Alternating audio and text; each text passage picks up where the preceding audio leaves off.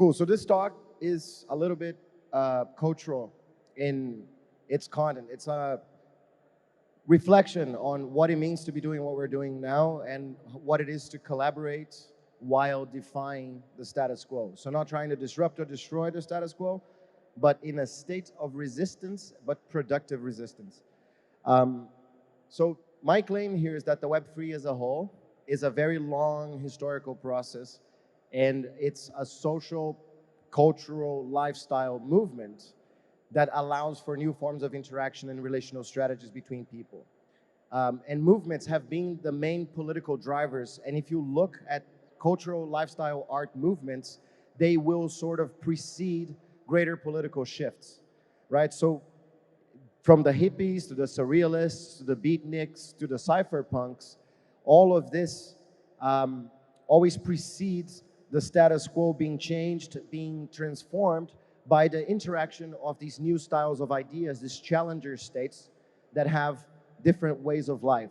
And they mingle with the mainstream. They seduce the mainstream. They often create elite classes of cool people. They create elite classes of financialists, like in our case, I guess sometimes.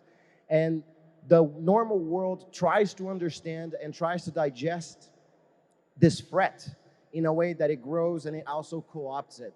There's this back and forth relationship. I call it mingling with the mainstream through threat and seduction. And I think it's an important thing that we would do as a movement to reflect upon these issues as a cultural, social, lifestyle, artistic, all the other fractal layers of a movement. And because our main goal at the end is to slay Moloch, is to be able to defeat coordination failure. And we've been doing it at a great lengths within our little bubble, but as a social bubble, all of Web3 is still super small. We still have our little rifts. We fight over little tiny things and types of chain and consensus mechanisms, but we need a movement to organize awareness of the whole thing as a cohesion movement. So we don't become prey of let's say the narcissism of small differences, that we are actually very much more alike than different if you just zoom out enough. This is important, especially for DAOs, because DAOs are going to have its NFT moment. We are going to have a moment where the whole world will try to understand what we're doing, and what we are doing is much harder to understand than donuts, cats, rabbits, cupcakes, and all these things. My sensation, my fear, is that once the machine of the status quo and the mainstream looks at DAOs, it will have a terrifying fright. And what can we do to avoid being having a much harder life, or being ostracized, or going through a little DAO dark age like what happens after the DAO? I think that's the mission of the Daoist, is to be the movement that will provide us with the cultural ammunition, the stories, the narratives, the pieces of art, the pieces of content, the educational material, the events, the relational spaces where our way of living, not only our way of transacting, is allowed, perceived, communicates and dialogues with the normal world and invites them in, right? Because we have an advantage. We're not only a political, artistic movement. We have an infinite machine, a decentralized computer that allows for us to coordinate even when we disagree. Even when we would like to destroy each other, we're still able to produce value together by our mean of disagreement because of this infinite machine. And this infinite machine is building an infinite garden, and we are just whizzing through it. And what I've been watching for the last 4 years is just the meaning of this lifestyle growing, and more people completely embracing it, especially with DAOs. There's so many people now that understand that actually centralized companies are understanding that if they want to be able to hire actual talented talent, they have to really love their jobs, because they can go anywhere else. You don't have to work for a company anymore. There's so many opportunities in the DAO space. Okay, so the other important part of what I'm trying to propose is that we collectively understand that we're not changing the world, we're transforming it. Change is super easy. I can change this chair from here to here, but I can change it back, right? It's not just this that's happening. the cat is out of the bag in such a terrifying way with what chains are and smart contracts do, there's no turning back. We are the tip of the spear of a societal transformation of age-like size. And sometimes I feel that we don't communicate with this full responsibility of what this actually means, right? Take a moment to reflect between the difference between transformation and change. It's a big thing to touch, and sitting with it calmly will pay off. So what is the Taoist? Why am I here? If you've never seen me, you didn't come to any event, the Taoist was an accident that happened in France 4 months ago. 3 months ago, FCC tickets ran out. We wanted to make sure that DAO people had a place to talk to each other. We wanted to organize a side event. It grew gigantic to almost conference sizes, half size of this, but for what we were expecting, 5, 6 times bigger. And I did not want to organize another one of these, but yesterday we did it again, and we had 600 something people and much more space and a lot more coordination. And the numbers from what has happened in these 4 months, of course, it's not the Ethereum Twitter account, but it's huge for the level of it wasn't premeditated. There was no premeditation that this would happen. And now the project has been growing into this coordination machine for the cultural advancement of what it is to live a decentralized lifestyle, and what it is to be a Taoist, with the very predictable name of the Taoist, which is suggested by Inga, head of operations.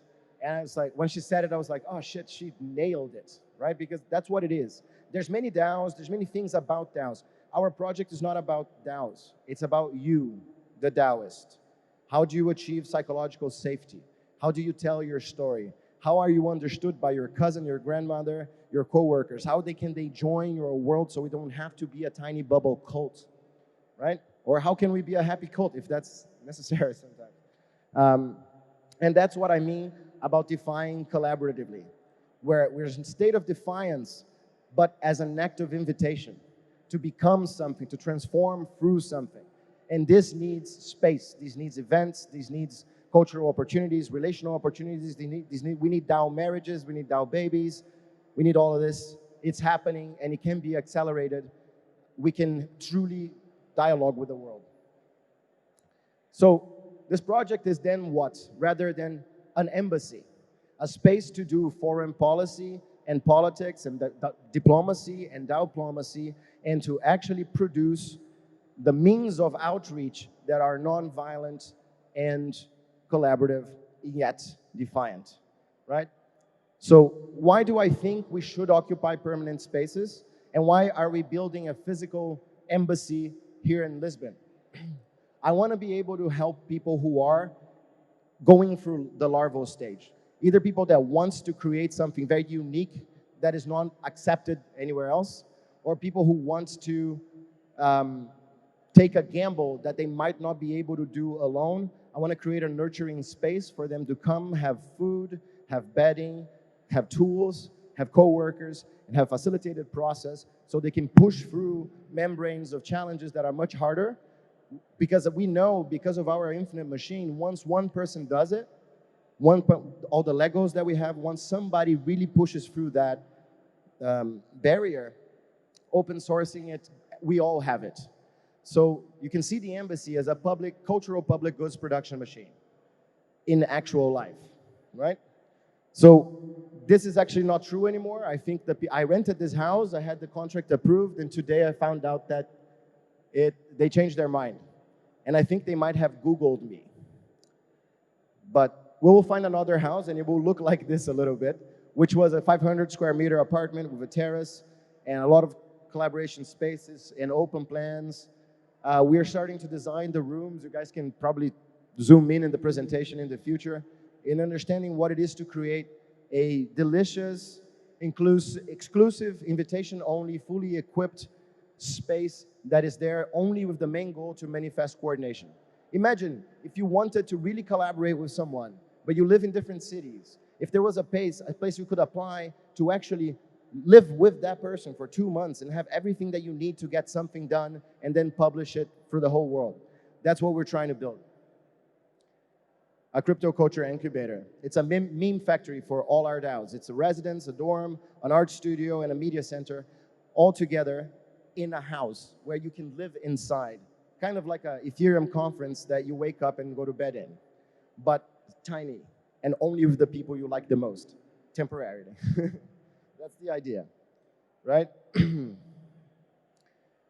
This space would have a full-time communications team. The space would have a full events program. We are always coordinating, always onboarding, always having new people. We actually bought participation in a bar here in Lisbon that you can go and visit. It's called Plantasia. Just put it on your Google Maps thingy.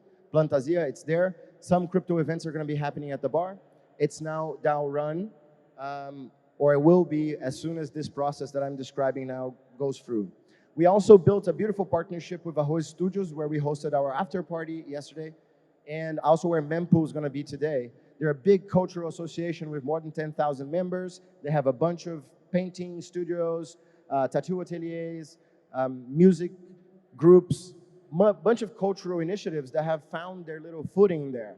And we decided to partner with them to help them be resilient to the pressures and market forces of the real estate market in Lisbon, which you all know is crazy. We want to help them use DAO mechanics to be able to buy the land and have the plot in a way that they could actually build. Because when you guys go there, you're going to find a lot of love on a relatively barren infrastructure. Because they are on a rolling lease, every 2 months they have to renew the lease. It's not worth it to take any permanent space building risk yet. We can fix this relatively easily. Not the Taoist only, but all of us. And then once I started floating this idea around, people from Madrid, from Crypto Plaza, people from Brussels, from the Citizens Corner, from LisC Center in Utrecht, all started reaching out and say, yo, I want to build an embassy too. Can we find other models for the embassy?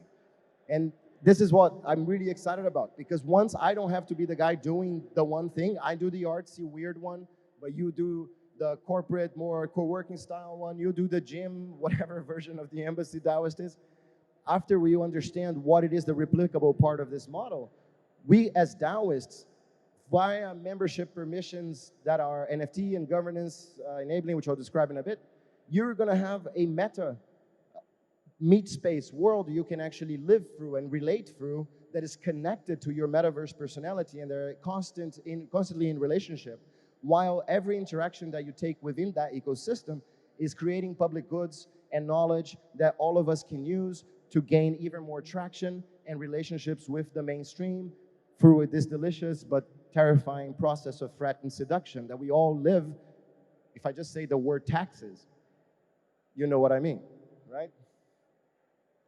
So that's what we want to build with the Taoist DAO, which is something I'm not going to go super deeply here today because I promised to Simona to finish a little bit earlier so they can get back on track, and I don't mind.